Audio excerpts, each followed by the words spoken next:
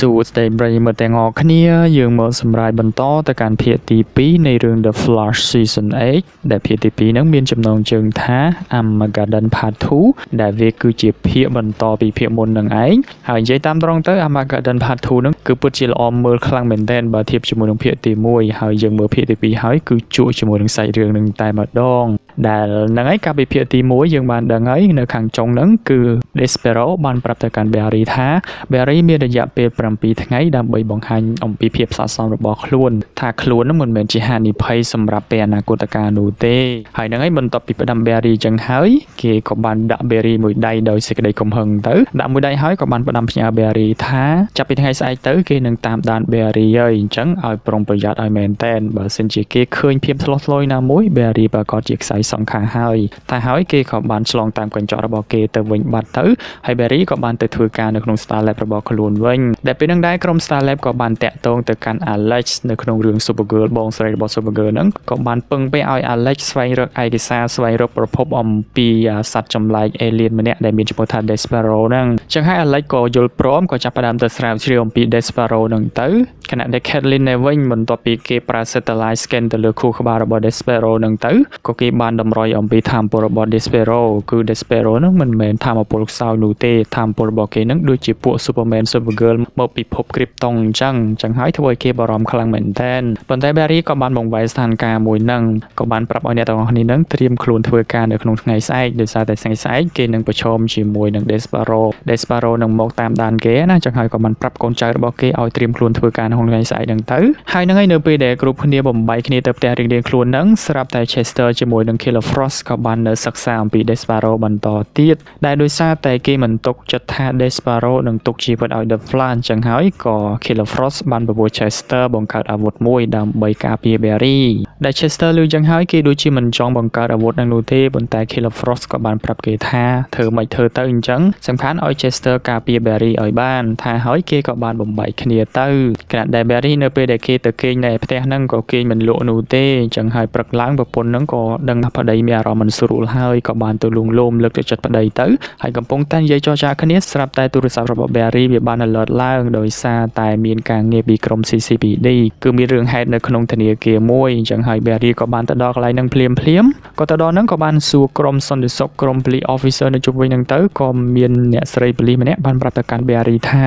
មិនដឹងជាមានរឿងហេតុអ្វីនោះទេក៏សន្តិសុខនៅក្នុងធនាគារមួយហ្នឹងវាចាប់ផ្ដើមអេរើខួរក្បាលហើយក៏ចាប់ផ្ដើមដើរវាយប្រហារគេពេញនឹងអញ្ញែហើយនៅក្នុងពេលហ្នឹងសន្តិសុខហ្នឹងមិនទាន់ដឹងខ្លួននោះទេ Barry លឺអញ្ចឹងក៏គេបញ្ញាបញ្ញាល់ចូលទៅខាងក្នុងដើម្បីទៅស៊ើបការអំពីរឿងហេតុហ្នឹងប៉ុន្តែភ្លាមស្រាប់តែ Captain Kramer បានមកខាត់ Barry ប្រាប់ Barry ថា Barry ឥឡូវលែងមានសិទ្ធិចូលទៅស៊ើបអង្កេតករណីហ្នឹងហើយដោយសារតែ Barry បានជាប់នៅក្នុងការសង្ស័យគឺគេត្រូវដកតំណែងជាអ្នកស៊ើបអង្កេតរបស់ Barry ចោលដែល Barry លឺអញ្ចឹងហើយគេមិនយល់នោះទេហើយអ្វីសុកមកសង្ស័យគេអញ្ចឹងក៏បាននិយាយចរចាទាមទាររឿងយុត្តិធម៌ជាមួយនឹង Kramer ហ្នឹងទៅហើយនៅពេលដែលគេកំពុងតែធ្វើរឿងហ្នឹងយើងក៏បានឃើញ Despero កំពុងតែតាមដានគេគ្រប់ទីកន្លែងផងដែរខណៈដែល Captain Kramer ក៏បាននិយាយបញ្យល់ទៅកាន់ Barry ថាកាលពី2ឆ្នាំមុននៅពេលដែល Barry បានទៅបង្ក្រាបមេថាយុមិនម្នាក់ដែលត្រូវបានគេដាក់រាសនាមឲ្យថា Sunshine ហ្នឹងគឺបន្ទាប់ពីគេសិក្សាអំពី Sunshine ម្ដងទៀតទៅក៏បានតម្រុយថ្មីថា Barry ជាមួយនឹង Sunshine ហ្នឹងគឺជាគ្នា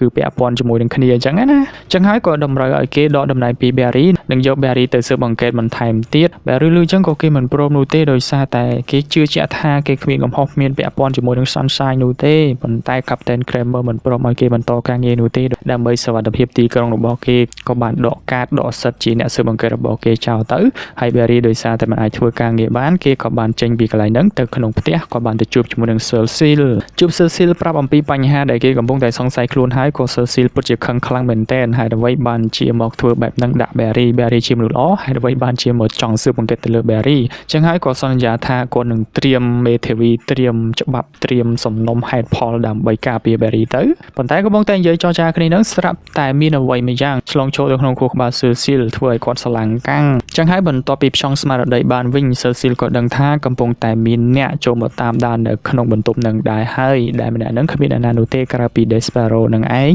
ហើយ Cecil មើល Despero អត់ឃើញនោះទេខណៈដែល Barry ក៏បាននិយាយចរចាជាមួយ Despero ថាអ្ អ្វីតាមដានគេរហូតអញ្ចឹងក៏ Desperado និយាយថាអាហ្នឹងមិនមែនជាគេផ្ទាល់នោះទេគឺជា consciousness គឺជាធម៌ពុទ្ធរបស់គេតែប៉ុណ្្នឹងឯងហើយគេក៏បានទឿន Barry ថា Barry កំពុងតែមានរឿងគួរឲ្យសង្ស័យហើយអញ្ចឹងហើយឲ្យប្រយ័ត្នឲ្យប្រុងប្រៀបឲ្យមែនតែនអញ្ចឹងណាអញ្ចឹងហើយបន្ទាប់ពីនិយាយគ្នាហើយ Desperado ក៏បានទៅវិញទៅហើយស្ថានភាពនៅកន្លែងហ្នឹងក៏បានធូរស្រាលវិញហើយភ្លាមៗហ្នឹង Barry ក៏បានសុំទៅកាន់ Cecil សុំឲ្យអនុញ្ញាតឲ្យគេទៅជួបជាមួយនឹងសន្តិសុខដែលវង្វេងស្មារតីហ្នឹង Cecil ក៏ព្រម Barry ក៏បានឆ្លងជញ្ជាំងចូលទៅជួបសន្តិសុខម្នាក់ហ្នឹងដែលសន្តិសុខម្នាក់ហ្នឹងលែងដឹងស្មារតីហើយបើកភ្នែកដេកនឹងថ្មឹងតែម្ដងប៉ុន្តែគេក៏បានបន្លឺសំឡេងថាសូ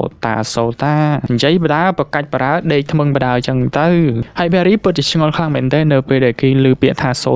តាណាប៉ុន្តែកំពុងតែឆ្ងល់ហ្នឹងស្រាប់តែ Caitlin បានតែមកប្រាប់ Barry ឲ្យត្រឡប់ទៅ Starlab វិញឲ្យលឿនដោយសារតែខាងក្រុមប៉ូលីសខាងរដ្ឋាភិបាលកំពុងតែនាំគ្នាចូលមកបិទ Starlab ហើយអញ្ចឹង Barry ក៏បានប្រញាប់ប្រញាល់ធ្វើដំណើរទៅកាន់ Starlab ហ្នឹងទៅខណៈដែលមេដឹកនាំក្រុមសន្តិសុខទៅបិទ Starlab ហ្នឹងក៏បានប្រាប់ទៅកាន់ Caitlin ថាកាលពីរយៈពេល4ឆ្នាំមុនគេបានតម្រុយថា Starlabមានពាក់ព័ន្ធជាមួយនឹងករណី Meta Human ចឹងហើយក៏តម្រូវឲ្យគេមកបិទ Starlab ដើម្បីស៊ើបអង្កេតសិនដើម្បីសុវត្ថិភាពទីក្រុងរបស់គេហើយជានឹងទៅទៀតបើតាមតម្រុយការ scan តាម satellite ថ្មីៗហ្នឹងទៅគេក៏បានរកឃើញថានៅសប្តាហ៍ក្រោយហ្នឹងកម្រិត radiation camera ថ្មីហ្នឹងនឹងធ្វើឲ្យ Starlab ផ្ទុះចឹងហើយបានជាគេបញ្ញាប់បញ្ញាល់ចូលមកក្នុង Starlab ដើម្បីបិទ Starlab ចោលភ្លាមហើយនៅពេលដែល Barry ចូលមកដល់កន្លែងហ្នឹងក៏មិនដឹងថានិយាយចរចាមិនដែរដោយសារតែសម្បីតែ Chester ហ្នឹងក៏គាត់សិក្សាឃើញថា Starlab ពិតជាមានកំណើន radiation មែនចឹងហើយក៏មិនអាចនិយាយប្រកែកជាមួយនឹងប៉ូលីសបានហើយប៉ូលីសក៏បានប្រាប់ឲ្យ Barry នាំកូនចៅរបស់ខ្លួនរើអីវ៉ាន់ចេញពីកន្លែងហ្នឹងភ្លាមទៅព្រោះអីគេនឹងរៀបចំស៊ីម៉ង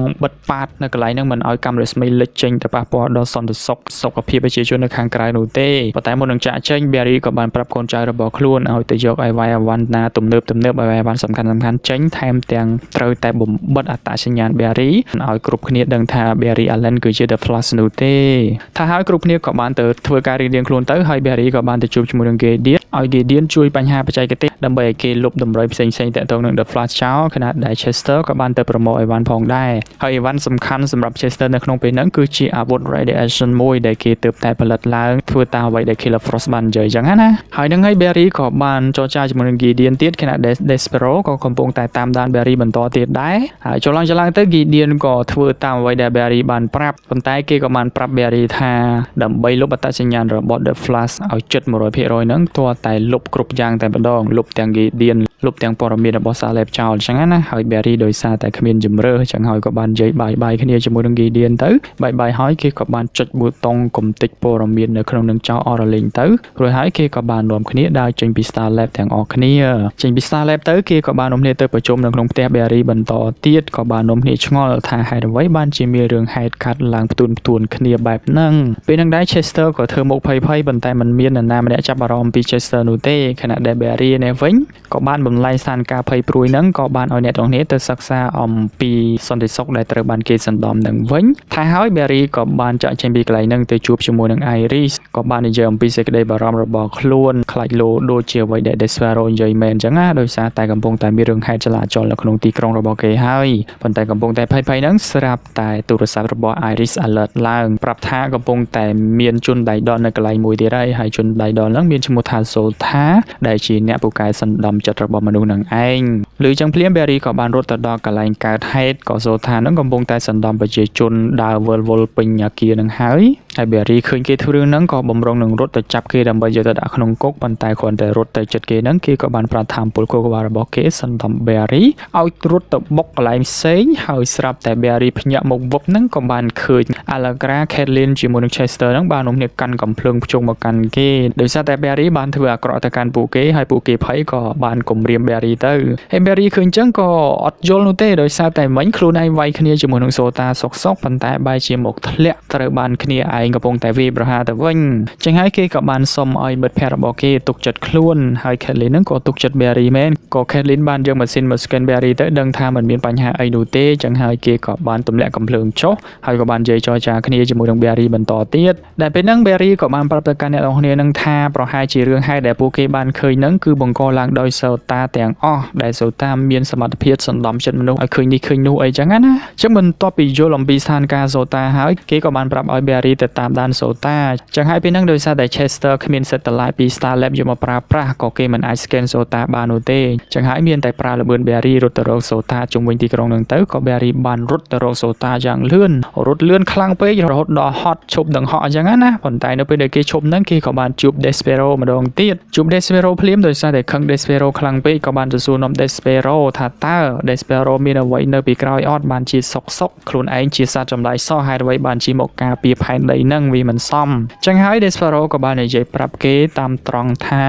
កាលពីមុនក៏គេធ្លាប់មានភពមានភូមិរបស់ខ្លួនដែរដែលភពរបស់គេនឹងមានឈ្មោះថា Kalana ដែល Kalana នឹងត្រូវបានបិសាចសាសផ្សេងមកគៀបសង្កត់ធ្វើបាបប្រជាជនរបស់គេអញ្ចឹងហើយ Despero ក៏បានទៅចាប់មេដឹកនាំអ្នកនឹងបានប៉ុន្តែមិនដាច់ចិត្តសម្រាប់អ្នកនឹងនោះទេក៏បានដោះលែងប៉ុន្តែបន្ទាប់ពីដោះលែងហើយម្នាក់នឹងក៏បានក្បត់ម្ដងទៀតក៏បានប្រើថាមពលដ៏ខ្លាំងរបស់គេកូនចៅអំណាចរបស់គេនឹងក៏បានទៅគ្រប់គ្រង Kalana ម្ដងទៀតហើយថែមទាំងបានបណ្ដេញ Despero ឲ្យមករស់នៅផែនដីទៀតផងប៉ុន្តែ Despero នៅពេលដែលចូលមកក្នុងផែនដីហ្នឹងក៏ចំពេលដែល Barry កំទេចផែនដីចោលនៅក្នុងឆ្នាំ2031ហ្នឹងទៀតចឹងហើយដោយសារតែគេគ្មានកន្លែងទៅតម្រូវឲ្យគេត្រូវរស់នៅលើពិភពលោកហ្នឹងក៏គេសម្រេចចិត្តចូលមកក្នុងអតីតកាលដើម្បីមកចាត់ការ Barry ដើម្បីជួយសង្គ្រោះពិភពលោកនៅក្នុងអនាគតកាលនឹងឯងជាហ្នឹងហើយបន្ទាប់ពីនិយាយបញ្យល់អំពីហេតុផលនឹងហើយគេក៏បានត្រឡប់ទៅវិញទៅហើយ Barry ក៏បានរត់ទៅរកសូតាបន្តទៀតខណៈដែល Allegra ជាមួយនឹង Chester ដែលវិញក៏បាននាំគ្នាធ្វើការងារបច្ចេកទេសរបស់គេណាហើយធ្វើចូលធ្វើឡើងទៅស្រាប់តែ Allegra ក៏បានឃើញកំភ្លើងហ្នឹងក៏បានឆ្ងល់សួរ Chester ថាជាអ្វីដំបូងឡើយ Chester ក៏បានបដិសេធថានឹងជាឧបករណ៍កបិច្ចពងអញ្ចឹងណាប៉ុន្តែ Allegra ក៏ចាប់អារម្មណ៍ថា Chester បានកុហកគេក៏បានសួរគេម្ដងទៀត Chester ក៏បានប្រាប់គេតាមត្រង់ថា Killer Frost បានសុំឲ្យគេធ្វើអាវុធមួយអញ្ចឹងហើយគេក៏បានធ្វើកំភ្លើងកាំរស្មីហ្នឹងដើម្បីទុកតតាំងជាមួយនឹង Despero ប៉ុន្តែគេធ្វើរឿងនឹងឡើងគឺគេធ្វើទាំងបង្ខំនោះទេដោយសារតែគេបានតាំងចិត្តតាំងពីតូចហើយថាគេមិនផលិតអាវុធនោះទេដោយសារតែគេធ្លាប់ជ្រុលដៃផលិតអាវុធដ៏គ្រោះថ្នាក់មួយនៅពេលដែលគេនៅក្មេងហ្នឹងក៏បានធ្វើឲ្យឆេះផ្ទះមិត្តភ័ក្តិរបស់គេវិតែនឹងស្លាប់ឪពុកម្ដាយមិត្តភ័ក្តិណាចឹងហើយបន្ទាប់ពីហ្នឹងមកក៏គេសច្ចាថាគេលែងផលិតអាវុធទេដែរប៉ុន្តែដោយសារនៅក្នុងពេលបច្ចុប្បន្នហ្នឹង Killer Frost បានប្រាប់គេឲ្យធ្វើដើម្បីការពារ The Flash គេក៏បានធ្វើវាទាំងបង្ខំឬចឹង Allegra ក៏បាននិយាយបញ្យល់គេថាបើធ្វើទាំងបង្ខំចឹងបាច់ធ្វើទេឲ្យគិតគូរវាសាជាថ្មីធ្វើតាមអ្វីដែលខ្លួនគិតថាស័ក្តិសមហ្នឹងទៅហើយហ្នឹងឯងកំពុងតែនិយាយគ្នាស្រាប់តែកន្លែងរបស់គេបាន alert ក៏គេបានសិក្សាទៅដឹងថាមានបញ្ហានៅលើដងផ្លូវក៏បានប្រាប់ឲ្យ Barry ទៅជួយផងដែលបញ្ហាមួយហ្នឹងគឺសូថាទៀតហើយសូថាក៏បានទៅស្ទាក់ឡានប៉ូលីសដែលកំពុងតែដឹករូបគំនូរមានតម្លៃរាប់លានដុល្លារតាមផ្លូវចឹងហើយគេក៏បានទៅកាក់ឡានប៉ូលីសក៏បានឈប់ក៏ត្រូវបានសូតាសណ្ដំប៉ូលីសឲ្យវង្វេងពេញផ្លូវហើយក៏បានទៅលួចរូបគំនូរហ្នឹងដើម្បីចាក់ចេញប៉ុន្តែភ្លាម Barry the Flash ក៏បានរត់ទៅដល់ហើយក៏បានទៅជួយប្រជាជននៅកន្លែងហ្នឹងចេញអស់ទៅហើយបន្តមកទៀតគេក៏បានរត់ទៅប្រយុទ្ធគ្នាជាមួយនឹងសូតាប៉ុន្តែក៏ត្រូវបានសូតាសណ្ដំក្តោប Barry ជាប់ហើយក៏បានប្រថាមពលរបស់គេលើក Barry ឡើងទៅលើហើយថែមទាំងបានច្របាច់ Barry ស្ទើរតែបាក់ឆ្អឹងទៀតផងពេលហ្នឹង Barry ក៏បានតាក់ទងទៅកាន់ Chester ថាគេត្រូវការថាមពលរន្ទះដើម្បីគេចេញពីថាមពលរបស់សូតាហើយ Chester ក៏ដឹងថាបើសិនជា Barry លំញ័រឆ្កោសិការបស់គេជុំវិញខ្លួនប្រកាសជាគេនឹងទទួលបានថាមពលរន្ទះពេញខ្លួនហើយចឹងហើយ Barry ក៏ចាប់ផ្ដើមលំញ័រកោសិកាធ្វើឲ្យថាមពលរន្ទះរបស់គេនឹងកើតមានពេញខ្លួនពេញភ្នែកអស់ហើយ